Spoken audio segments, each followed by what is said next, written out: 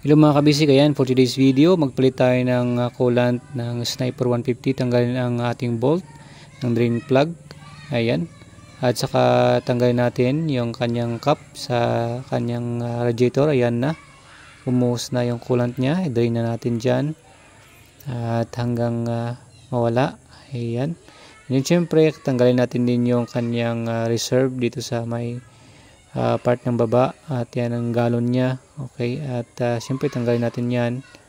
Okay, para bago lahat, siyempre lagyan na natin, ayan, ang bagong coolant, ayun, right, hanggang sa full.